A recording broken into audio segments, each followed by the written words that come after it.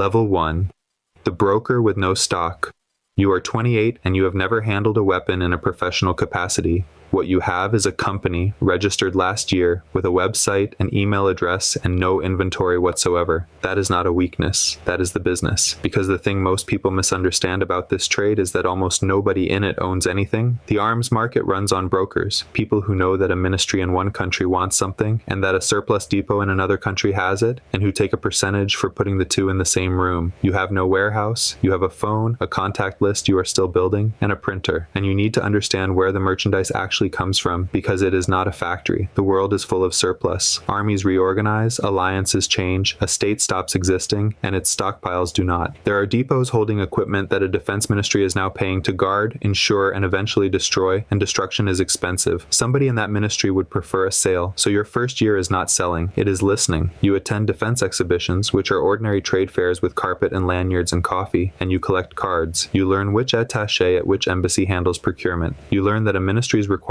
is often written to describe a specific product before any tender is published, and that knowing the requirement early is most of the work. Your first deal is small and it is legal, and it takes 14 months. Body armor, or radios, or trucks. You make almost nothing on it. What you get is the thing that actually compounds in this trade. A completed transaction you can reference, and one official who now returns your calls. That is the lesson of Level 1. The image is a man with a crate. The reality is a man with an email account, and the crate never enters his possession at any point. Level 2. The paperwork. You have found something real, and you now discover that this industry is not a black market. It is a licensing regime. Every legitimate transfer needs an export license from the selling country. It needs a transit clearance from any country the cargo crosses. It needs an import permit at the far end, and it needs an end-user certificate, a document from the buying government stating what it is buying and undertaking not to pass it on. That certificate is the most important piece of paper in the entire trade, and everything turns on it. Understand why. The certificate is issued by a sovereign government. The exporting government's licensing office receives it, checks that it is properly signed and stamped by an authority it recognizes, and files it. What that office almost never does, because it has no mechanism to and no standing to, is telephone the ministry in question and ask whether the signature is real. So the whole structure exists to answer one question: where did it end up? And the answer is provided on paper by the party with the greatest interest in the answer. That is what a broker at this level is actually selling, not weapons. A chain of documents that is complete, internally consistent, and terminates in a government that will not be asked. You will also learn the second document, which is the delivery verification certificate, the paper confirming the goods actually arrived where the first document said they would. Some systems require it, many do not.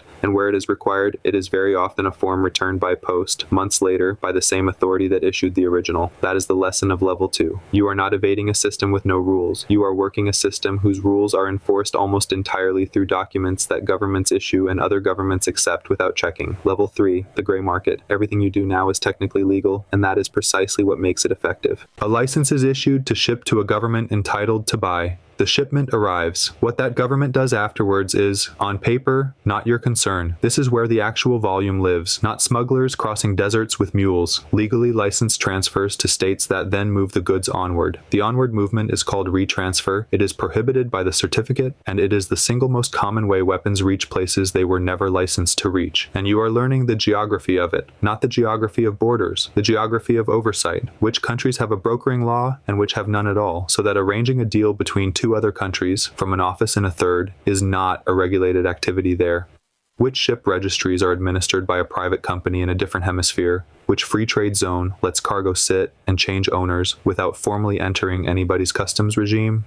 Which jurisdiction lets you register a company whose beneficial owner is not on any accessible record? None of this is secret. Every item on that list appears in published research and in reports that any journalist can download. It persists anyway, because closing it requires many governments to act in the same direction at the same time, and several of them profit from it, and you are building the corporate structure to match. Not one company, several in several places, each doing one leg. The broker in one country, the shipping agent in another, the account in a third. Individually, each is a small business doing something unremarkable. Only the person holding all of them can see the transaction. That is the lesson of Level 3. 3. Nothing here required breaking a law you could be charged under. It required knowing which jurisdictions had quietly decided not to look, and routing everything through them. Level 4, the logistics. You have realized the weapons are the easy part. Anyone can locate surplus. The scarce thing is moving it. You need an aircraft or a ship, a crew who will not ask, a registration in a country with light oversight, and a route that avoids anywhere the cargo might be inspected. So you acquire an air cargo operation, or a relationship with one. And now you hold something genuinely rare, because the number of operators willing to fly that manifest into that airfield is small, and everyone in the trade knows exactly who they are. The aircraft themselves are a specific and dwindling category. Heavy Soviet-era transports, decades old, able to land on a short, unpaved strip with no ground equipment and unload without a forklift. There is no modern equivalent at that price, which is why the same handful of airframes appear again and again in the reporting, and why the men who maintain them are as hard to replace as the aircraft. This is also the moment your business acquires a second respectable half. The same aircraft that can deliver ammunition to an unpaved strip is the aircraft that humanitarian agencies charter to deliver food to the same strip. Peacekeeping missions charter it, aid organizations charter it. They are not complicit. There is frequently nothing else available.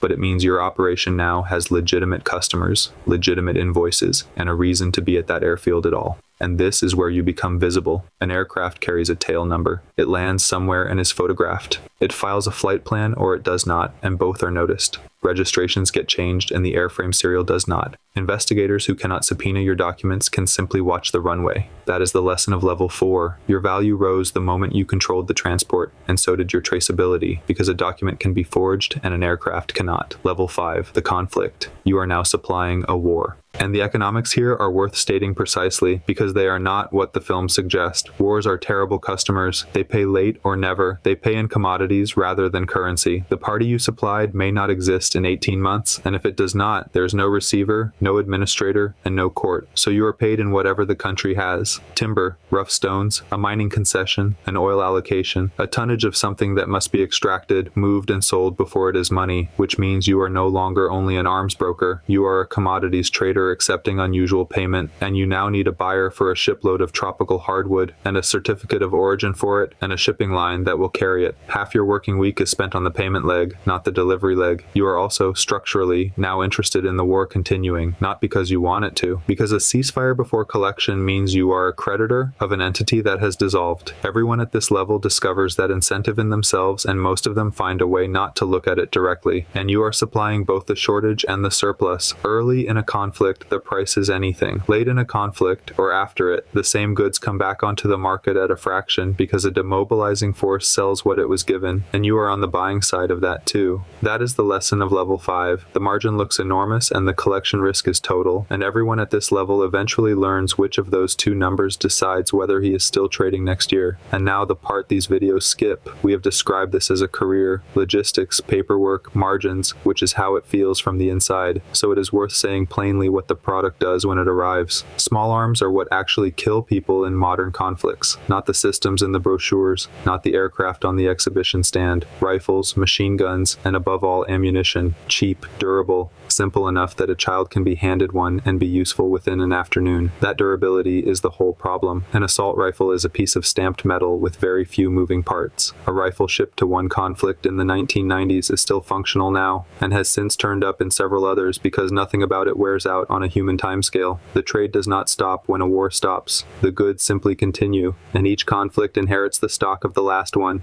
Ammunition is the exception, and it is the reason ammunition supply is the real lever. Weapons persist, cartridges are consumed, a force with rifles, and no ammunition stops. And ammunition is manufactured in a small number of places, in identifiable lots, with markings on the case head, which is why the most damaging investigative work in this field is not about aircraft or brokers at all. It is people picking up spent casings at a massacre site and reading the stamp, and the people at the receiving end are overwhelmingly civilians. The direct deaths are the smaller number. The larger number is what follows. Displacement, harvests abandoned, a clinic that closes because the road is not safe, a school shut for years, a generation raised inside it and educated by nobody. That is the delivered product, and no invoice in this business has ever carried it as a line item. Level 6, the state. You have been noticed, and not by the police, because the largest arms exporter exporters on Earth are governments, not brokers, not networks, states selling openly at scale, with export credit agencies financing the buyer and ministers attending the signing. The entire private brokerage layer, everyone in this video included, is a rounding error beside it.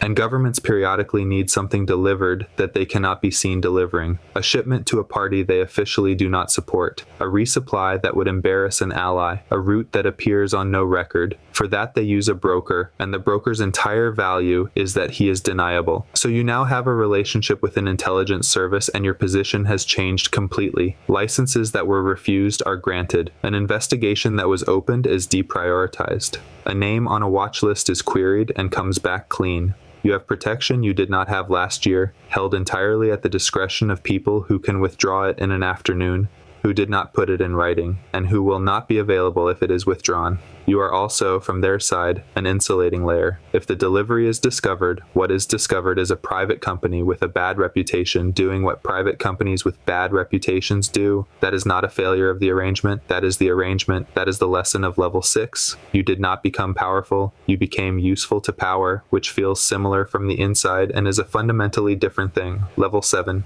The sanctioned. There's an embargo on the destination now, and the arrangement continues. The mechanics are the ones you learned at level 3, applied harder. A license issued for a permitted country, cargo transshipped through a free port, ownership of the vessel changing more than once in a week, paperwork that is complete, internally consistent, and false. The number of people who can do this properly is genuinely small, which is why the fee is what it is, but your exposure has changed in kind. You are no longer a businessman with regulatory problems. An embargo is monitored by a panel of experts, a small group appointed to investigate breaches and report publicly. They have no arrest powers and no court. What they have is the ability to publish your name, your companies, your aircraft registrations, and your flight records in a document with a serial number that will exist forever. And that document is not read by prosecutors. It is read by compliance departments. Every bank you will ever try to use screens against those lists. Every insurer, every freight forwarder. A designation does not put you in prison. It removes your ability to hold an account, move money, insure a hull, or charter a ship in your own name in most of the world, permanently. That is the lesson of level 7. The moment the work required an embargo to break, you stopped being a trader with lawyers and became the subject of a file. Level 8. The asset. You are by now worth more as information than as a supplier. You know which government bought what, through whom, and when. You know which certificates were signed by which official, and what that official was paid. You know the routes, the airframes, the intermediaries, the accounts, the names of the men who did the loading. Every agency that wants any of that arrives with the same offer: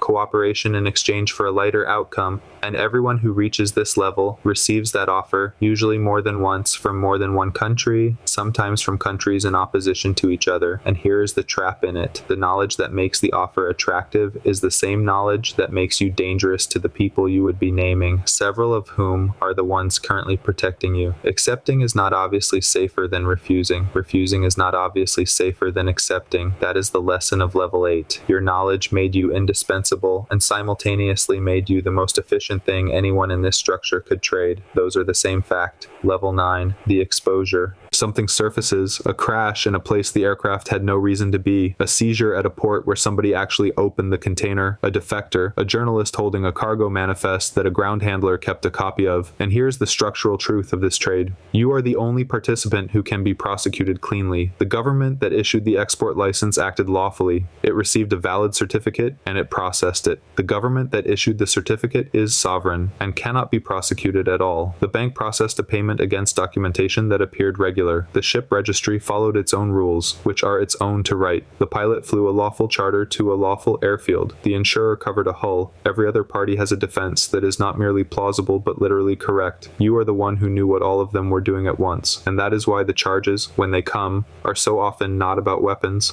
They are about money laundering, wire fraud, false statements, sanctions breach, conspiracy, the offenses that attach to the paperwork rather than the cargo, because the paperwork is the part that can be proved. That is the lesson of level 9. This was never a conspiracy. It was a sequence of individually defensible decisions, arranged so that exactly one person is standing in the middle when somebody finally assembles the picture. Level 10. What the top actually is. Here's what happened to the people who reached it. Some are under sanction, which closes the banking system permanently and does not expire. Their assets are frozen in jurisdictions jurisdictions they cannot travel to in order to contest it. Some are under indictment and cannot leave one specific country for the rest of their lives, safe at home and confined to it, because the moment they land anywhere with an extradition treaty, the file activates. Some were arrested in a sting run in a third country on a charge constructed by an agency that had been waiting years and are serving decades in a prison a long way from anyone they know. Some were quietly protected and then were not, because the relationship that protected them was never a friendship. It was a use, and uses end. The protection is not withdrawn dramatically. A call is not returned, and then another, and then a license is refused, and a number simply became legitimate, which is the outcome nobody expects. Defense consultancies, logistics firms with government contracts, security companies, expert witnesses, advisors to the same ministries they once sold to on the same equipment at a salary. The most successful outcome available in this business is not wealth in exile. It is a contractor's badge and a lanyard doing a licensed version of the same work. So look back at the 28-year-old with a company and no inventory. He was not selling weapons. He was selling the ability to make a transfer unanswerable. The certificate, the routing, the airframe, the deniability. The goods were incidental, and he never touched them. What he actually monetized was the gap between what governments regulate and what they bother to check, and that gap is not an oversight.